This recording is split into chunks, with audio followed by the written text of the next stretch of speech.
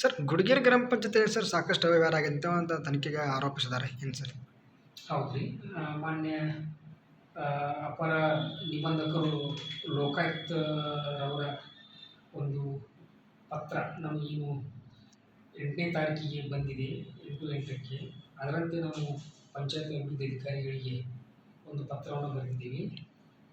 ಯಾರಂತಂದರೆ ಅಶೋಕ್ ದೊಡ್ಡಮಲ್ಲಪ್ಪ ತಿರ್ಲಾಪುರ ಇವರು ಮತ್ತು ಇತರರು ಅಂತಿದೆ.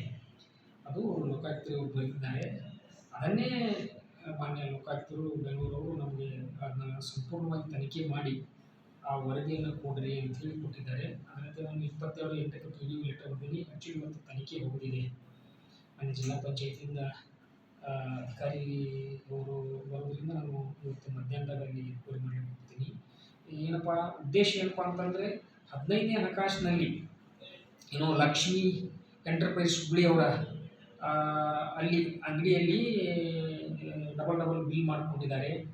ಆನಂತರ ನಿಧಿ ಒಂದರಲ್ಲೂ ಸಹಿತ ಸಾಕಷ್ಟು ಅವ್ಯವಹಾರ ಮಾಡಿದ್ದಾರೆ ಅಂಥೇಳಿ ಲೋಕಾಯುಕ್ತರು ಅರ್ಜಿ ಕೊಟ್ಟಿದ್ದನ್ನು ಅವರು ಆದಷ್ಟು ಬೇಗ ಅದನ್ನ ಎನ್ಕ್ವೈರಿ ಮಾಡಿ ವರದಿ ಕೊಡಿ ಅಂತ ಹೇಳಿದ್ದಾರೆ. ಹಾಗಾಗಿ ನಾನು ಇನ್ನು 2 ಅಥವಾ 3 ದಿನದಲ್ಲಿ ಅಲ್ಲಿ ಹೋಗಿ ಸುದೀರ್ಘವಾದಂಥ ಒಂದು ವರದಿಯನ್ನು ತಯಾರಿಸಿ ಏನಾಗಿದೆ ಅನ್ನೋದನ್ನ ಯಥಾಸ್ಥಿತಿಯನ್ನು ಮಾನ್ಯ ಲೋಕಾಯುಕ್ತರಿಗೆ ನಾನು ಆ ಪರಿಶೀಲನಾ ವರದಿಯನ್ನು ಕೊಡ್ತೀನಿ. ಸರ್ ಒಟ್ಟು ಎಷ್ಟು ಅಮೌಂಟ್ ಸರ್ ನಮಗೆ ಮಾಹಿತಿ ಏನ್ರಿ? ಇಲ್ಲ, ಅದ್ರ ಬಗ್ಗೆ ನನಗೆ ಐಡಿಯಾ ಇಲ್ಲ. ಯಾಕಂದರೆ ನಾನು ಇನ್ನೂ ಆ ಪಂಚಾಯತಿಗೆ ಎನ್ಕ್ವೈರಿಗೆ ಹೋಗಿಲ್ಲ. ಇವತ್ತು ಮಧ್ಯಾಹ್ನ ಮೇಲೆ ಹೋಗ್ತೀನಿ. ಸರ್ ಒಟ್ಟು 97 ಲಕ್ಷ ರೂಪಾಯಿ ಅಂತ ಗ್ರಾಮ ಪಂಚಾಯತ್ ಸದಸ್ಯರು ಆರೋಪಿಸಿದ್ದಾರೆ. ಅದೇ ಅದು ದಾಖಲಾತಿಗಳನ್ನು ಮತ್ತು ಕ್ಯಾಶ್ ಬುಕ್ಗಳನ್ನು ಪರಿಶೀಲನೆ ಮಾಡಿದವಾಗ ಅದು ಎಷ್ಟು ಅಮೌಂಟ್ ಅನ್ನೋದು ನಮ್ಮ ನಿಖರವಾಗಿ ಅಲ್ಲಿವರೆಗೂ ನಮಗೆ ಅದು ಬೇಕಾಗುತ್ತೆ. ಸರ್ ಕಳೆದ 2 ವರ್ಷ ಆದರೂ ಕೂಡ ಇನ್ನೂ ತನಿಖೆಯಲ್ಲಿ ಏನು ಮಾಡಿಲ್ವಾ?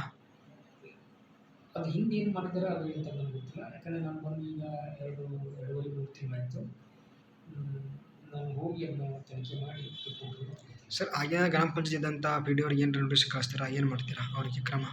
ಅವರಿಗೆ ನಾವು ಆ್ಯಕ್ಚುಲಿ ಒಂದು ಬೇರೆ ಈ ಎರೆಬೂದಿಹಾಳ ಕೇಸ್ನಲ್ಲಿ ಆ ಪಂಚಾಯತಿಯಲ್ಲಿ PDO ಇದ್ದಾವಾಗ ಎಣ್ಣೆ ಪ್ಲಾಟಿಗೆ ಸಂಬಂಧಪಟ್ಟಂಗೆ ಅವರಿಗೆ ನಾವು ನೋಟಿಸ್ ಕೊಟ್ಟು ಕರೆಸಿ ಅದನ್ನು ಮೊನ್ನೆ ಸರಿಪಡಿಸಿದ್ದು ಉಂಟು. ಬಟ್ ಈ ವಿಷಯವಾಗಿ ನಾನೇನು ಕರೆಸಿಲ್ಲ ಅವರಿಗೆ. ಬಟ್ ಈ ಸದ್ಯ ಇರತಕ್ಕಂಥ ಹಾಲಿ PDO ಅವರಿಗೆ ಈ ರೀತಿ ಹಿಂಗೆ ಏನು ಆ ಅವಧಿಯಲ್ಲಿ ಆಗಿರ್ತಕ್ಕಂಥ ದಾಖಲಾತಿಗಳನ್ನು ತೆಗೆದಿಡಿರಿ, ನಾನು ಬಂದು ಪರಿಶೀಲನೆ ಮಾಡ್ತೀನಿ ಅಂತ ಹೇಳಿದ್ದೀನಿ.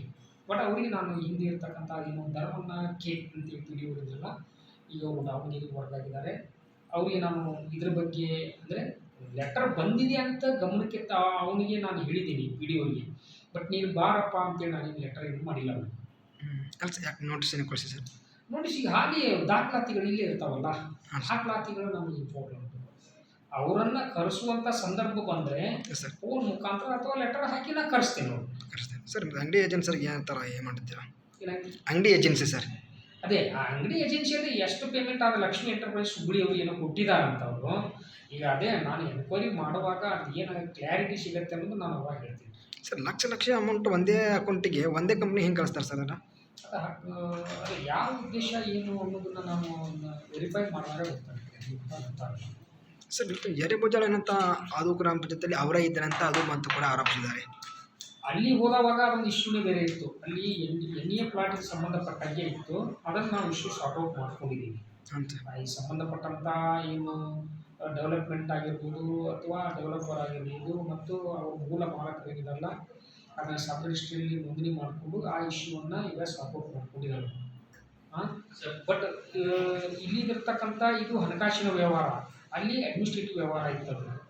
ಅದನ್ನು ಅಲ್ಲಿ ಬಾಡಿ ಮತ್ತು ಪ್ಲಸ್ ಅವರೆಲ್ಲ ಸರಿ ಮಾಡ್ಕೊಂಡಿದ್ದಾರೆ. ಮತ್ತು ಅದು ಏನು ಸ್ಟ್ರೈಕ್ ಕೂತಿದ್ದಾರಲ್ಲ ಆ ಧರಣಿಯನ್ನು ಅವರು ವಾಪಸ್ ಸರ್ ಮುಂದಿನ ಕ್ರಮ ಲಘು ಜರಿಗೆ ಮಾಡ್ತೀರಾ ತನಿಖೆ?